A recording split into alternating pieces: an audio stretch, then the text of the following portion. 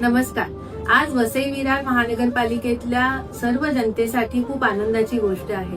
वर्षानुवर्ष प्रलंबित असलेल्या मल्टीस्पेशालिटी हॉस्पिटलचा मार्ग आज मोकळा झालेला आहे. सन्माननीय मुख्यमंत्री देवेंद्रजी फडणवीस यांनी आजच्या मंत्रिमंडळाच्या बैठकीमध्ये महसूलची जागा महानगरपालिकेकडे हॉस्पिटलसाठी वर्ग करण्याचा निर्णय दिलेला आहे.